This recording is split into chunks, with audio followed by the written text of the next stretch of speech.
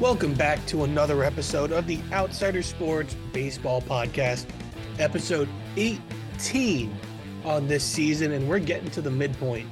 I'm joined, as always, by Ben Mandel and John Pauline. Dylan Mell also making another appearance on the pod. But let's get it going here. Lots to cover, especially with one of baseball's biggest mouths. Talking Alek Manoah from the Blue Jays, getting right into it. One of the most outspoken players in baseball, one of the biggest Yankee haters there is. He got demoted to the Florida Complex League. He has a 6.36 ERA on the year. He has the most walks in the majors. His velo's declined in every aspect of the game.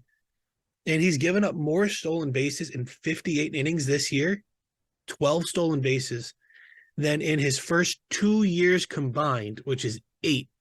So he's just missing the mark everywhere. He didn't get demoted to AAA or AA or single. He got demoted all the way to the start of his ladder up to the majors. Guys, what do you think of this? Should he be worried, or is this something he's going to bounce back from?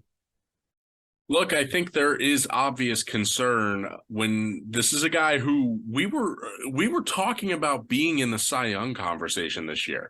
I picked him to win the American League Cy Young.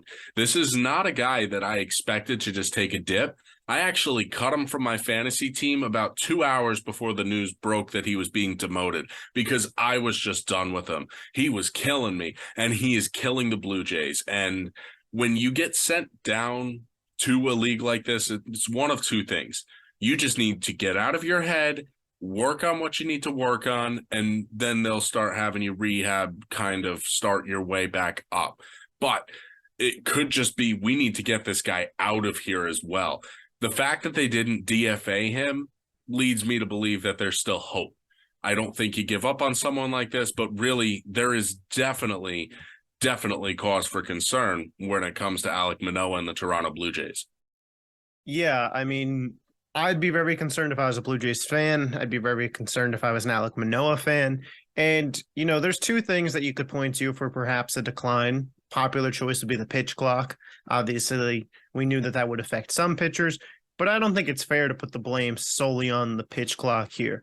I think a lot of this has to do with Manoah and the shape that he's in. And I'm not trying to come for the guy's weight, but he came in this season at roughly around 285, 290. Last season, he was about 260.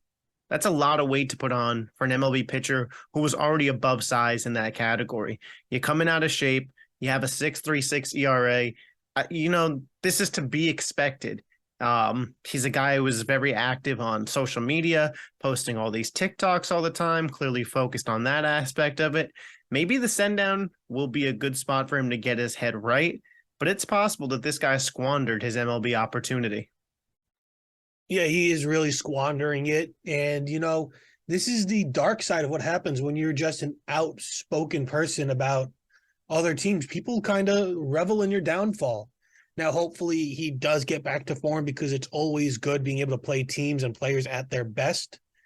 But you can argue that it's almost like karma's kind of biting him to kind of humble him a little bit. So it'll be something to watch if he's able to get back. I expect it to be an extended stay down there as he really builds and rebuilds himself.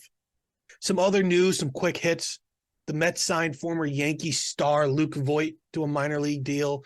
Voit bounced around a little bit after getting traded from the Yankees. I hope he gets a shot because Voigt's just a fun player to watch.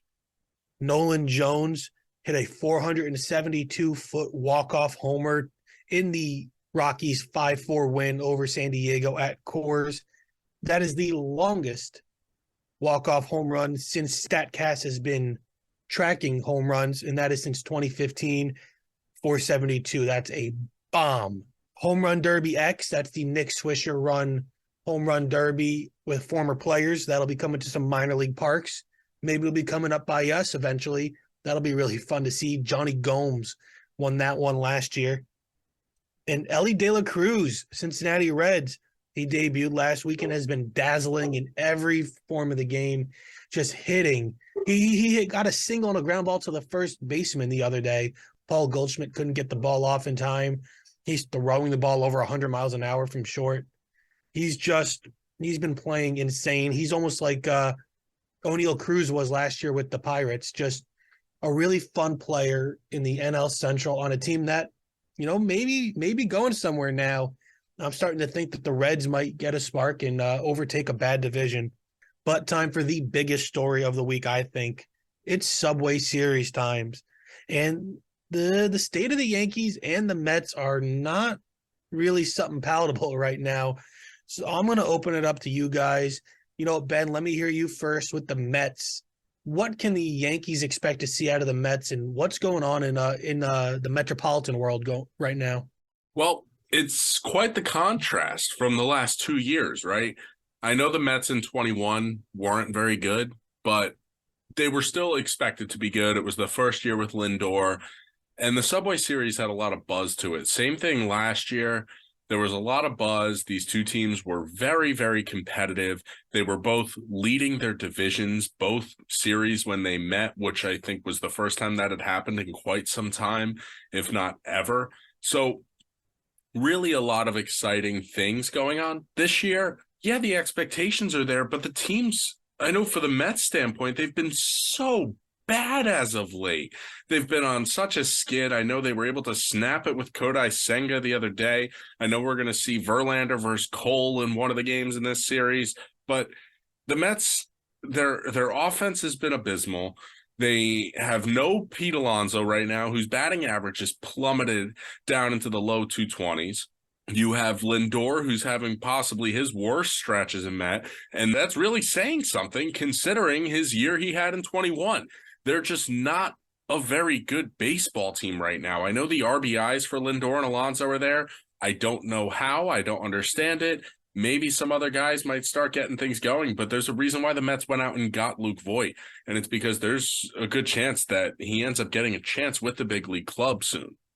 Yeah, Ben, things aren't looking too bright on the Yankee side of things either. A lot of it has to do with injury. I mean, this team just hasn't been its healthy form once all season. Still waiting on the debut of Carlos Rodon. Severino recently came back. He hasn't looked fantastic. Nestor Cortez not playing great. Now Aaron Judge on the shelf. Stanton just recently returned. So there's a lot of moving pieces for this Yankees team.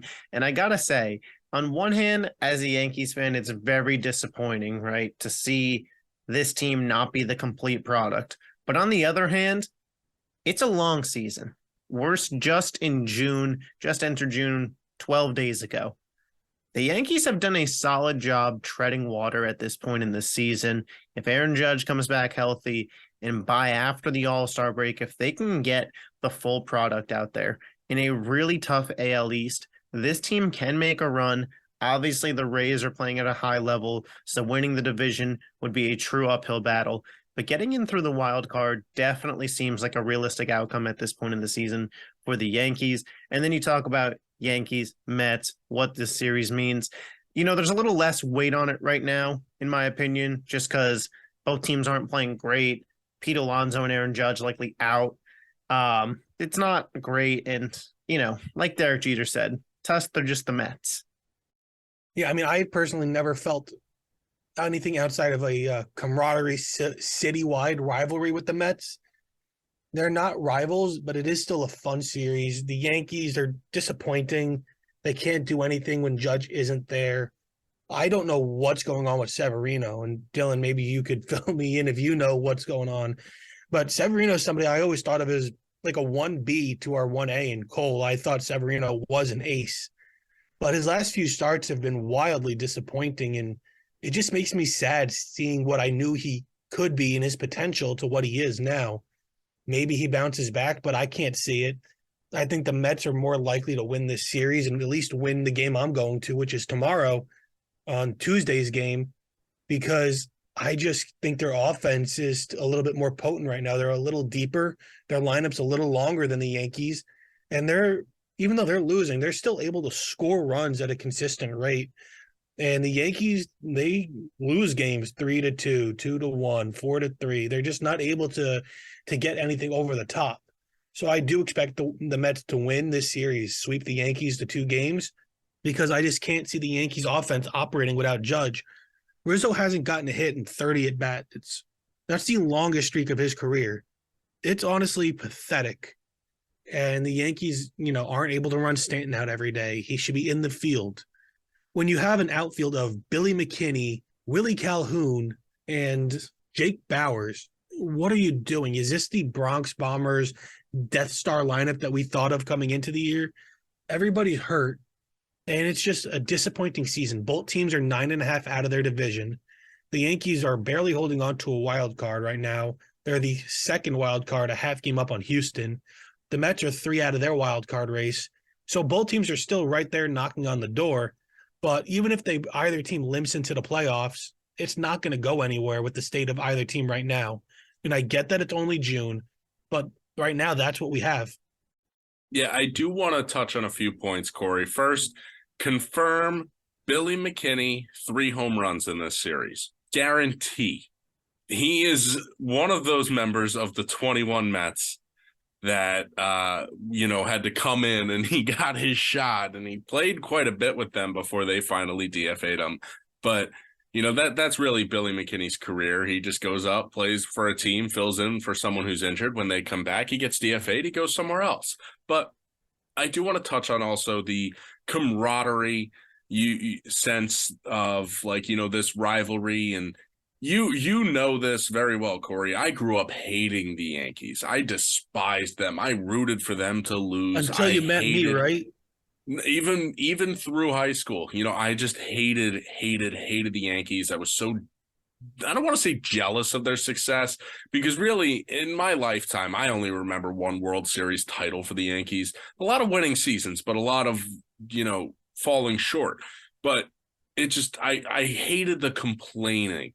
Like, why are you guys complaining when my team is a literal black hole, right? And the last thing I do want to say, you talk about Severino and not getting to see him reach his full potential when you saw what he could potentially be.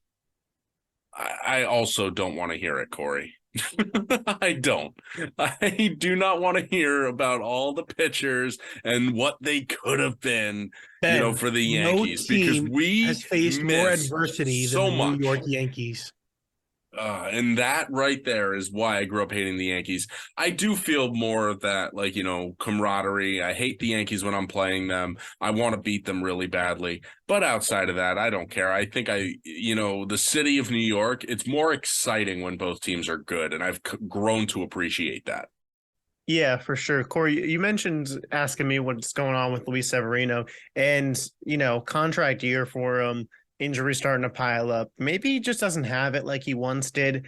And I think there's certain expectations that come with expected to be the second guy, when in reality, that's not what he should have been this season. Luis Severino should have been the Yankees 3 or 4 pitcher behind Cole and Rodon, and even maybe behind Nestor, depending on how you looked at it.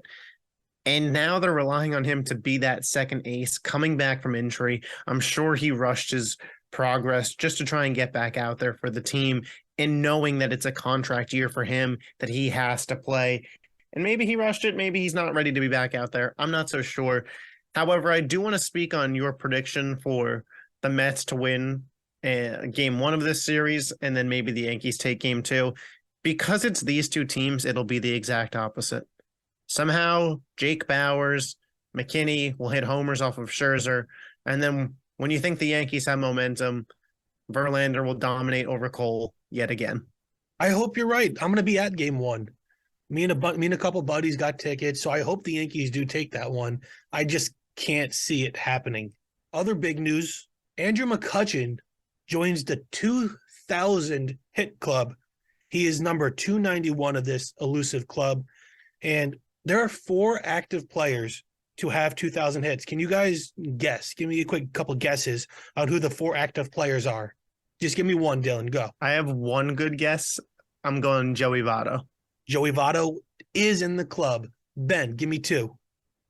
All right. I will say, I'm going to put out there, I think I know all 4. I'm going to go Miguel Cabrera first. Miggy, obviously. John, give me one. I have to think now because Miguel Cabrera was mine. Sorry, John. Oh man, I'm drawing a blank now. You think Ben or Dylan, give me another one. Dylan, do you want to go before I give mine? Let me see. Who's been in the league for a long time? Maybe reach that mark.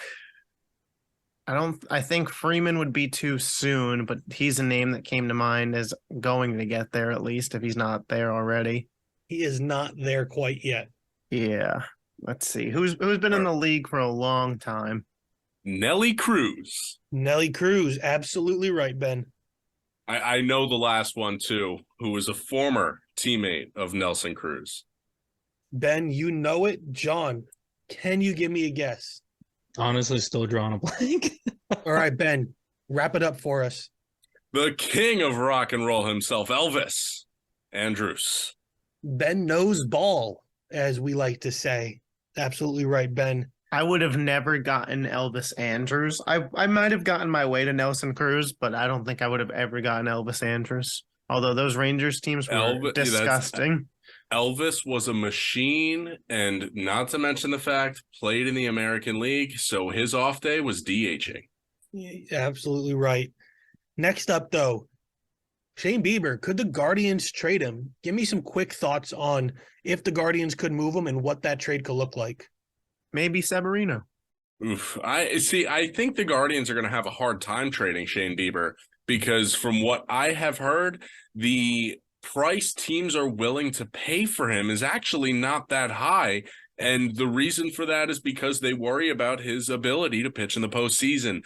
That is the biggest concern with Shane Bieber, not to mention the fact the strikeouts are way down this year. He had a really good outing his last time out, his last start on Sunday. But prior to that, he really has not struck out a lot of guys. He's been able to go deep into games, 6-7 innings. He's throwing a lot of quality starts. He is not getting a ton of strikeouts. He is also someone who has proven that he is not the same pitcher come October, and I think that's what's alarming for teams.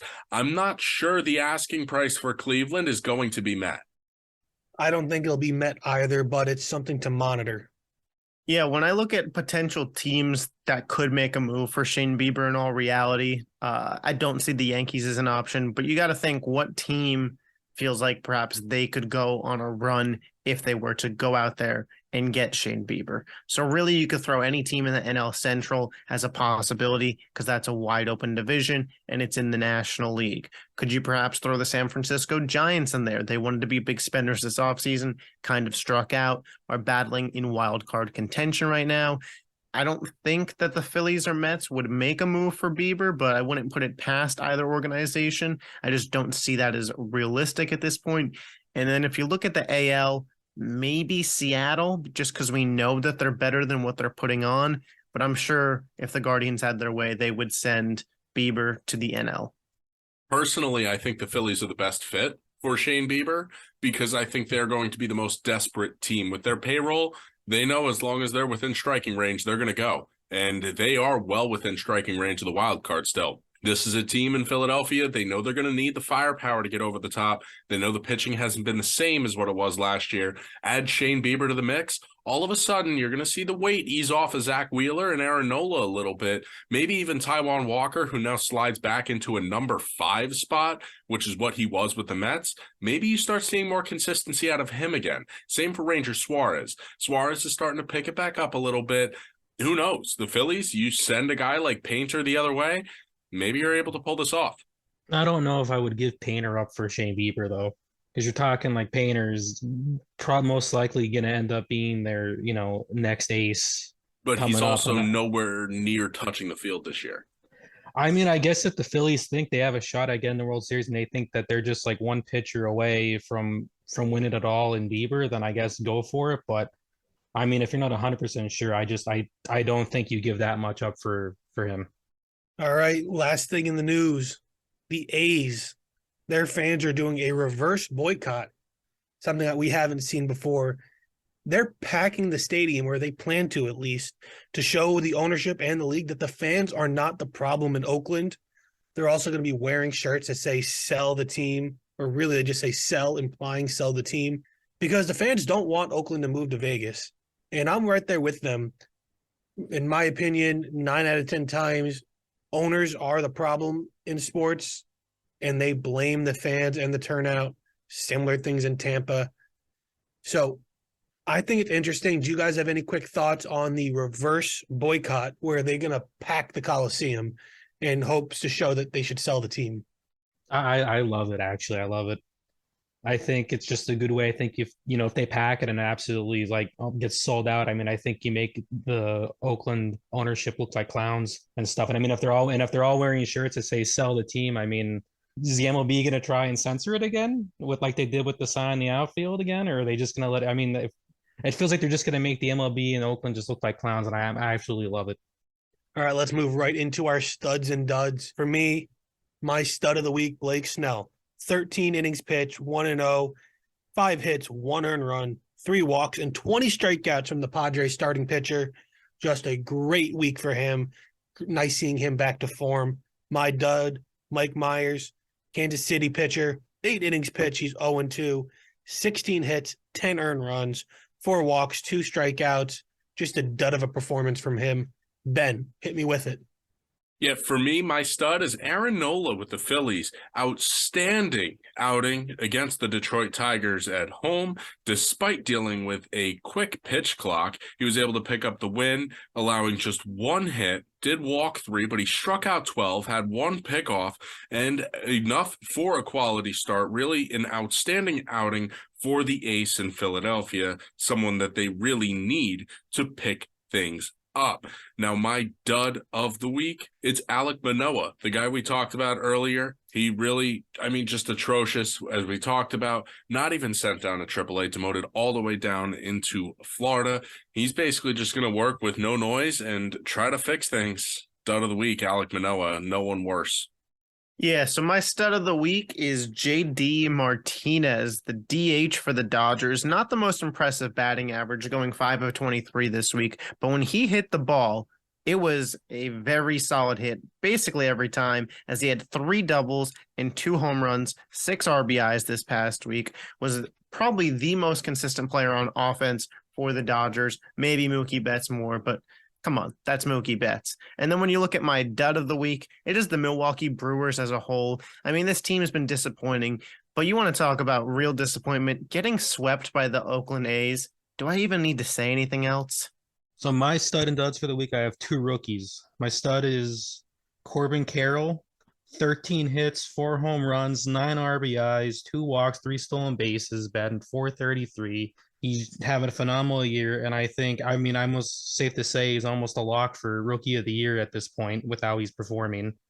And I think it's a big reason why the Diamondbacks are just doing so well this year. Now, for my dud is Anthony Volpe, another rookie for the Yankees. Despite having, 1 home run and 2 RBIs this past week, he's only had 3 hits, batting 167, and has just not been doing great on the year, and actually has been doing so bad on the year that I finally dropped it for my fantasy team.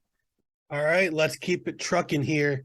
Let's get into our rankings and some questions about some other teams around the league.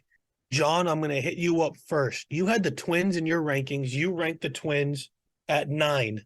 What was going through your mind ranking the Twins, and what do you see out of them? I think the Twins have just been good pretty much, all year basically. They're They're first in the AL Central and stuff, and they've been putting up good numbers and stuff, and they've been winning games. I think they I think they swept the Astros a couple weeks ago, or either won that series, and they just won a series against the Blue Jays, and they had a few close games against the Rays. I think they're still a top 10 team. They're still winning, and and they're first in the AL Central, I think, and then they're only at 9. I don't have them that high. All right, Dylan, you got the Angels and Blue Jays in your rankings this week. You got them at 9 and 10, Jays and Angels, respectively. What were your thoughts on these rankings this week in those 2 teams? Yeah, so we're at the point in the MLB season where getting those last couple of spots in your rankings, there's really a lot of room for debate. And if you think that the Blue Jays and Angels shouldn't be in, I'm not going to argue with you too much. But as for Toronto, 37-30 on the season, 7-3 in their last 10. They do have a plus 25 run differential, and they are in the best division in baseball in the AL East. As I mentioned earlier with the Yankees treading water at 38-29, obviously Alek Manoah was supposed to be their ace, a Cy Young guy. He ends up being a dud of the year candidate, potentially. and they're still 7 games above 500. You got to respect them, and their lineup is absolutely insane. I believe they have 3 of the 4 infielders in the AL All-Star voting currently. And then for the Angels, 36-31, plus 14 win differential, 6-4 in their last 10. And you got 2 of the 5, 2 of the 3, depending how you look at it, best players in baseball in Shohei Ohtani and Mike Trout. And I really put the Angels in just as a hope that this team's finally going to do something. I'd love to see Ohtani and Mike Trout potentially in wild card baseball. Obviously not if it's at the expense of my Yankees, but, we'll cross that bridge when we get there. All right, Ben, for you, I got to ask you about the Marlins at 6. And you were also the only one in Outsider Sports to have the Pirates in your rankings. So let me hear a little bit about that. Yeah, so starting with the Marlins, you look at them, they are tied with the Dodgers for the 3rd best record in the National League. So right off the bat, that's justification enough to have them as a top 6-7 team. You sprinkle in the fact that they're also 8-2 in their last 10 games and keeping pace with the Braves just 3.5 games back. To put into perspective, 2 teams that are expected to be playoff teams this year and still have playoff expectations, the Phillies and the Mets, 8 and 9.5 games back respectively. So really, the Marlins, they have been cooking, and boy, oh boy, they've got something going. That we talked about the pitching and how they always had pitching. Well, the offense is alive. Arias was the perfect acquisition for them. He's been fantastic. Gotta love what you're seeing out of the Miami Marlins. Now, in terms of the Pirates, I threw them in there because they're 7-3 in their last 10 games, and they're leading their division. They have a 1-game lead on the Brewers because of 2 games in the loss column. Now, you may see this flip-flop a little bit. These 2 teams do play this week. I believe it will be this weekend. So maybe the Pirates are able to hang on, but I like what they have. I like the mix of veteran and young players. I think the young guys are stepping up and they're performing. So what's there not to like about the Pirates, especially in that division? Although, if Elly De La Cruz continues to surge, we may see the Reds find themselves atop that division and maybe even in the division race. Now I want to go back to John a little bit and kind of open it up to the floor to everybody, though. Let's do a little Phillies talk and talk also about that pitch clock that's running a little quick, and the league doesn't want to fix it. So where to start with the Phillies? I mean, they were kind of on a slide a couple weeks ago, but now they're kind of figuring it out, and I think they're on a 5-series win streak right at the moment now, and they're slowly creeping back up in the standings in the NL East. I mean, they're finally starting to hit. I mean, Schwarber's, we got, June Kyle Schwarber starting to hit and everything. You got, Castellanos is still hitting, Harper's hitting. They're starting to hit and stuff, but it seems like I'm still worried about their pitching because it seems like Nola still hasn't figured it out. That's why I was kind of surprised that Ben picked them as his stud for the week after his game Saturday, where he got completely destroyed by the Dodgers, gave up six runs in that game, and it's just he has has a 4 ERA on the year. He's just not doing what I thought he was doing. I think he still needs to figure it out. But going kind of segueing into the pitch clock here, I think the big problem with him is the pitch clock, because there was that game Saturday, Rob Thompson got thrown out for kind of going out and talking to the ump, because the ump was warning Nola that he was throwing away too many balls and asking to, get too many balls in. And there's no specific rule for that, but, the ump was insinuating that he was doing it to kind of stall the pitch clock out. So, and there's no rule for it. It was just really just up to the ump. And I think that's just, I think you're giving the umps too much power there when you're just making kind of judgment calls like that, where just not good for umps to have that much power. And Rob Thompson got thrown out for, defending his pitcher. Now but to go on and talk about that, there's also things about the pitch clock running faster in Philly. Apparently there's averaging 1 pitch clock violation per game at Citizens Bank Park, which is the highest in the league. So I mean, I don't know. Yeah, I mean, the MLB acknowledged that the pitch clock is faster in Philadelphia, and they also acknowledged they're not going to do anything about it, which is ridiculous, because it's just a clock at the end of the day. Like, you're the MLB, $1 billion league. You can't buy a new clock, put it in one of your bigger stadiums. It makes zero sense to me. And, I have this analogy for the situation. Imagine my alarm clock breaks. I'm supposed to be at work at 8 a.m. And all of a sudden I start showing up at 8:30, 8:45. Boss says, "Oh, what's going on?" I say, "Oh, my alarm clock broke." And he goes, "Oh, why don't you just buy a new one?" "Ah, sorry, I don't have any immediate plans for doing so." Imagine how that would go over for me. I mean, it's just unreal what they're doing at this point. Yeah, alarm clock's not in the budget for you, Dylan. I get it, but but look, when all seriousness, this is a joke. When a report comes out that Major League Baseball did investigate this because the Phillies have complained about this from all the way back in April. And this is just now coming out nationally wise. Obviously, in Philadelphia, they know that the pitch clock has been running fast all season long. But I mean, this comes out nationally that this is an issue. Opposing pitchers are complaining about it, talking with the Phillies guys. The Phillies guys say they go on the road. They just came back from a 10-game road swing to come home to this pitch clock. And that's why Nola was dealing with all these issues, because the pitch clock is running fast. And that is an absolute disadvantage for the pitchers, because now your internal clock is thrown off, and that can throw everything off for you as a pitcher, your entire game. Now, the fact that Major League Baseball hasn't fixed it is an absolute joke, like Dylan said. Seriously, it's a clock. It's not like this is a major fix. There's no way this is so complicated that this can't be fixed in an afternoon. Look, the Mets delayed opening day a day because their big scoreboard wasn't working. You think that was an easier fix than the pitch clock?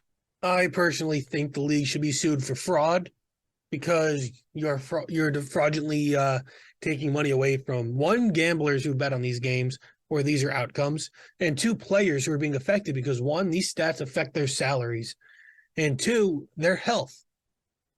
Players are getting hurt because of this, having them speed up their internal clock. All around, it's just a bad, bad thing. Last question for you guys before we get into our weekly series highlight is, should we be concerned about the Dodgers?